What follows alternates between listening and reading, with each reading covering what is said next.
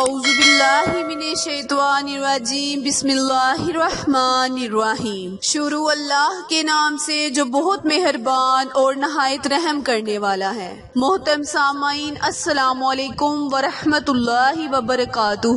امید ہے آپ سب خیریت سے ہوں گے اور دعا گو ہوں کہ اللہ پاک آپ کو ہمیشہ صحت و تندرستی والی زندگی گزارنے کی توفیق عطا فرمائے، آمین۔ سامعین، آج میں اپنے سننے اور جاننے والوں کے لیے بہت ہی خاص اور مجری وظیفہ آپ کی خدمت میں لے کر حاضر ہوئی ہوں۔ یہ وظیفہ، یہ عمل اللہ تعالیٰ کے پیارے ناموں کا وظیفہ ہے۔ پیارے بہن بھائیوں، اللہ تبارک تعالیٰ کو جب اللہ کے پیارے ناموں سے پکارا جاتا ہے تو اللہ تعالیٰ اپنے بندے ناچیز کی ہر دعا کو فوراً قبول فرما لیتا ہے، کیونکہ اللہ تعالیٰ بندے کی پکار پر لبیک کہتا ہے۔ جیسے کہ میرے تمام بہن بھائی بخوبی جانتے ہیں کہ ماہ سفر کا آغاز کل سے ہونے جا رہا ہے۔ پیارے بہن بھائیوں، میں پہلے بھی آپ کو اپنی ویڈیوز میں بتا چکی ہوں کہ اس ماہ میں نماز اور قرآن پڑھنا اور عبادات کرنا بہت ہی ثواب کا کام ہے۔ پیارے بہن بھائیوں، زیادہ سے زیادہ عبادات اور قرآن پڑھ کر ایسال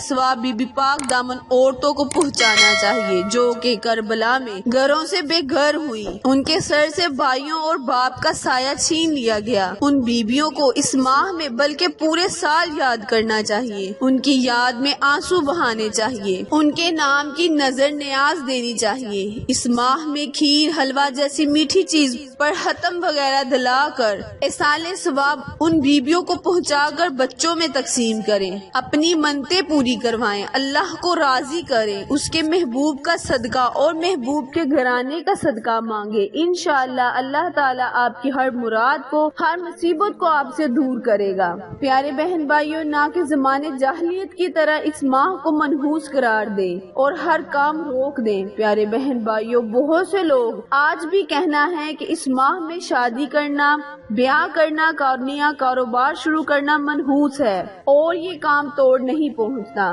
پیارے بہن بھائیوں، یہ سب سراسر غلط ہے۔ ہمارے آقا حضرت محمد صلی اللہ علیہ وآلہ وسلم نے کسی بھی دن، کسی بھی مہینے بلکہ اللہ کی پیدا ہوئی تخلیق کو غلط اور منحوس نہیں قرار دیا، بلکہ ہر دن کو، ہر مہینے کو ایک دوسرے پر ترجیح دی ہے، پر ہر انسان کو ایک مقام عطا کیا ہے۔ میرے پیارے بہن بھائیوں، اس ماہ میں قرآن کی تلاوت، نماز کی پابندی، نوافل کا معمول اور وظیفے کرنا سنت ہے۔ پیارے بہن بھائیوں، اپنا ایمان اور یقین پکا ہونا چاہیے، پھر اللہ تبارک تعالیٰ اپنے بندے کو ضرور عطا کرتا ہے اور کامیابیاں اس بندے کے، اس انسان کے قدم چومتی ہیں۔ بس ہمیں مانگنے کا طریقہ اور سلیقہ نہیں۔ اللہ تو غفور الرحیم ہے۔ تو آپ کا وقت ضائع کیے بنا ہم اپنے مقصد، اپنے وظیفے کی جانب چلتے ہیں، لیکن اس سے پہلے میری آپ سے گزارش ہے کہ آپ میرے چینل کو لائک، شیئر اور سبسکرائب کریں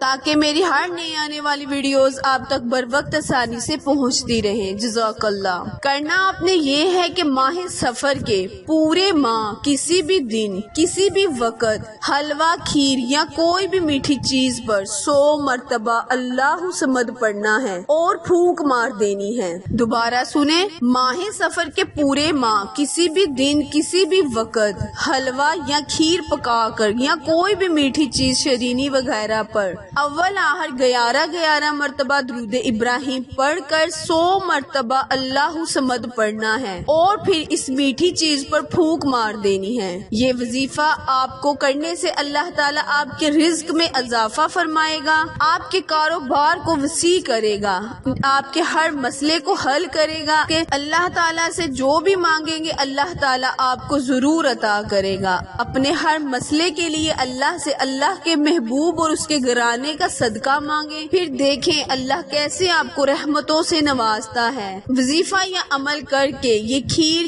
حلوہ یا میٹھی کوئی بھی چیز جس پر آپ نے ختم دلایا ہو، نظر نیاز کی ہو، بچوں میں ان کے نام کا بانٹ دے۔